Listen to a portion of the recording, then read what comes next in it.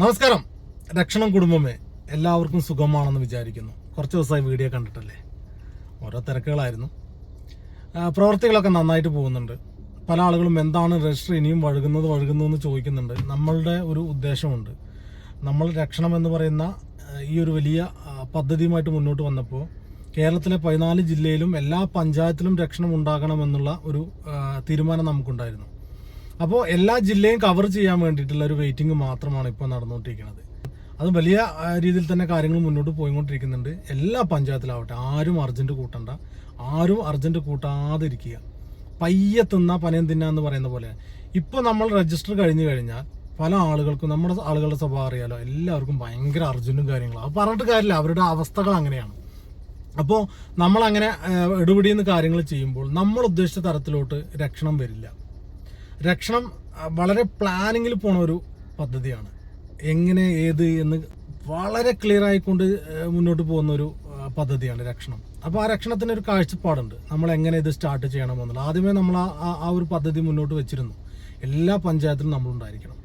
ഇപ്പോൾ തന്നെ നമ്മുടെ രക്ഷണം കുടുംബത്തിൽ നിങ്ങൾക്ക് അറിയാമല്ലോ, ഒരു പ്രശ്നം വരുമ്പോഴൊക്കെ ഒരാൾക്ക് ഒരു ഹോസ്പിറ്റൽ കേസൊക്കെ വരുമ്പോൾ നമ്മുടെ ആളുകൾ ആ സ്പോട്ടിൽ എത്തുകയാണ്.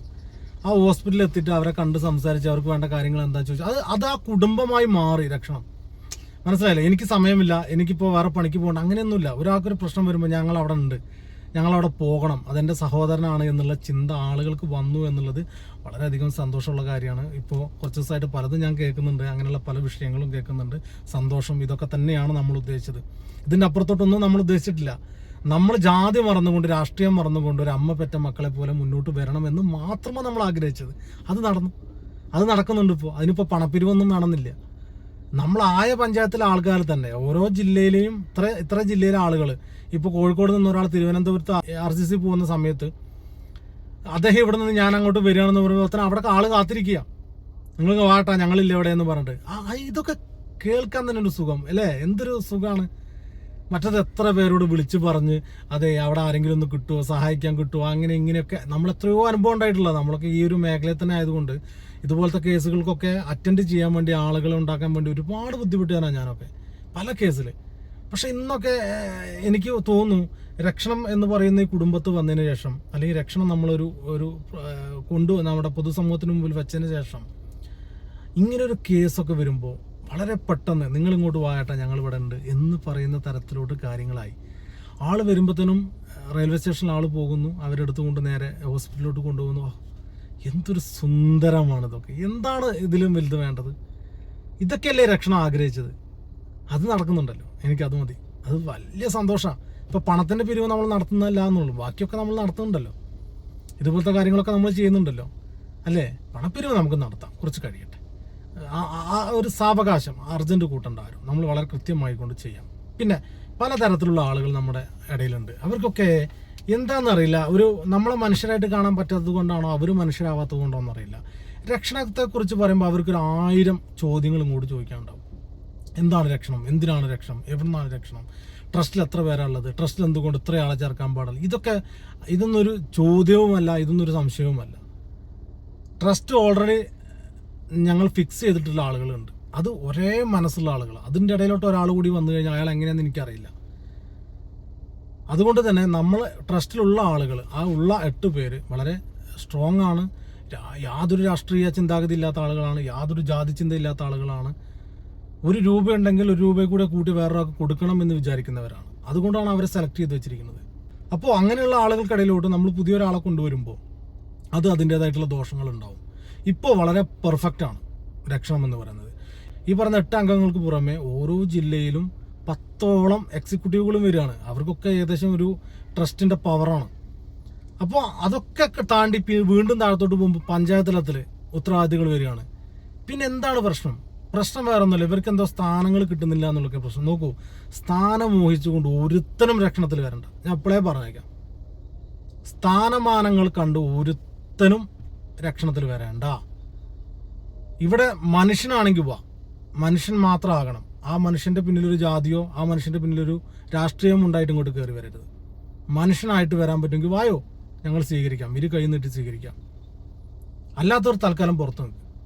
ഒരു സമയം കഴിയുമ്പോൾ, രക്ഷണത്തിൻ്റെ പ്രവർത്തനമൊക്കെ തുടങ്ങി കഴിയുമ്പോൾ നിങ്ങൾക്ക് തന്നെ തോന്നും, ഞാൻ മിസ് ചെയ്തല്ലോ രക്ഷണം, എനിക്ക് തിരിച്ചു പോകണം, എനിക്ക് പോകണം രക്ഷണത്തിലോട്ട്, വാ, ഒരു മടിയിലാണ് നിങ്ങളെ ഞങ്ങൾ സ്വീകരിക്കും.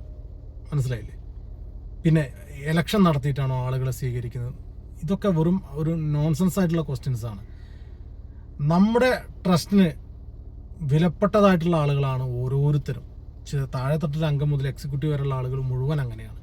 ഒരു എക്സിക്യൂട്ടീവായിട്ട് ഉത്തരവാദിത്തം ഏറ്റെടുത്ത ആൾ അതേ ഉത്തരവാദിത്തം വളരെ ഭംഗിയായിട്ട് നിർവഹിക്കുന്നുണ്ട് എങ്കിൽ അദ്ദേഹം തന്നെ തുടരും.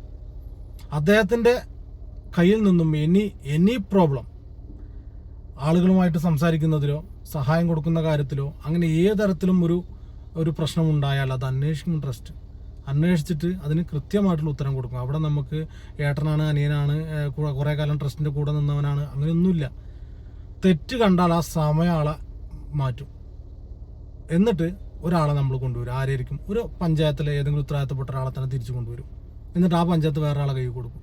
അദ്ദേഹം പഞ്ചായത്തിൽ പ്രവർത്തിക്കും, അദ്ദേഹം എക്സിക്യൂട്ടീവ് പ്രവർത്തിക്കും. അതായത് രക്ഷണം എന്ന് പറയുന്നത് കക്കാനും പിടിക്കാനുള്ളതല്ല.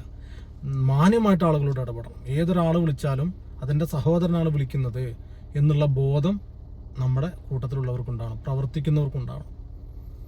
അവരുടെ പല പ്രശ്നങ്ങൾ നേറിയിട്ടായിരിക്കും വിളിക്കുക. പല ആളുകളുടെയും സ്വഭാവം തന്നെ വേറെ ആയിരിക്കും. ചിലപ്പോൾ കൈ വിട്ട് പൊക്കെ സംസാരിക്കും ആളുകൾ. ഇതെല്ലാം ക്ഷമയോടെ കേട്ട് മനസ്സിലാക്കണം. അങ്ങനെയുള്ള ആളുകൾക്ക് മാത്രമേ രക്ഷണം പറ്റുള്ളൂ. ഉടനടി ദേഷ്യം വരുന്ന ആളുകൾക്ക് ഞാനെന്തോ വലിയ സംഭവമാണ്. ഒരാൾ ചോദിച്ചു, എന്താ നിങ്ങൾ രക്ഷണത്തിൽ നേതാക്കന്മാർക്ക്, അതായത് 4 ആൾ അറിയുന്നവർക്ക് എന്താ ഉത്തരവാദിത്തം കൊടുക്കാതെ? ആരാണ് ഈ 4 ആൾ അറിയുന്നവർ? ഏതെങ്കിലും രാഷ്ട്രീയക്കാരെ ഉദ്ദേശിക്കുന്നത്? പറ്റില്ല. രാഷ്ട്രീയക്കാരെ ഗ്രൂപ്പിലോട്ട് കൊണ്ടുവരില്ല. കാരണം രാഷ്ട്രീയത്തിൽ നിന്നുകൊണ്ട് ഒരിക്കലും ഒരാളും ഈ പറയുന്ന സിസ്റ്റത്തിലോട്ട് വരാൻ പാടില്ല. ഇവിടെ താഴെ തട്ടിൽ നിൽക്കുന്ന, വീണ്ടും പറയുന്നു, താഴെ തട്ടിൽ എന്ന് പറയുന്നത് ജാതി കൊണ്ടല്ല, അവൻ്റെ ജീവിതശൈലി കൊണ്ട്. താഴെ തട്ടിൽ നിൽക്കുന്ന ആളുകൾക്ക് യഥാർത്ഥത്തിൽ മനസ്സിലാവുന്ന ഓരോ മനുഷ്യന്മാരുടെ പ്രോബ്ലം. അവരെ പോലെ ആളുകളെ നമ്മൾ പ്രൊമോട്ട് ചെയ്യുക. അവിടെ രാഷ്ട്രീയ നേതാക്കന്മാർ 10 ആൾ അറിയുന്നവരൊന്നും രക്ഷണത്തിന് വേണ്ട. രക്ഷണത്തിന് വേണ്ടത് രക്ഷണത്തിന് വേണ്ടി പ്രവർത്തിക്കാൻ കഴിയുന്ന ആളുകളെ, സാധാരണപ്പെട്ട മനുഷ്യന്മാരുടെ വേദന ഉൾക്കൊള്ളാൻ സാധിക്കുന്ന ആളുകളെ, അവരൊക്കെ രക്ഷണം മുന്നോട്ട് കൊണ്ടുപോകുക. അവരുടെ കയ്യിലൊക്കെയാണ് രക്ഷണം ഉത്തരവാദിത്വം കൊടുക്കുക. അല്ലാണ്ട് 10 ആൾ അറിയുന്ന പഴയ കൊമ്പന്മാർ മറ്റവർ മറിച്ചവർ അങ്ങനെയൊന്നും രക്ഷണത്തിനില്ല. രക്ഷണത്തിന് വേണ്ടി പ്രവർത്തിക്കുന്നവർ, സാധാരണ ഒരു മനുഷ്യന്റെ വേദന ഉൾക്കൊള്ളാൻ സാധിക്കുന്ന ഒരാൾ, അവനായിരിക്കണം രക്ഷണത്തിന്റെ ഉത്തരവാദിത്വം. അവൻ തന്നെയാണ് ഉത്തരവാദി.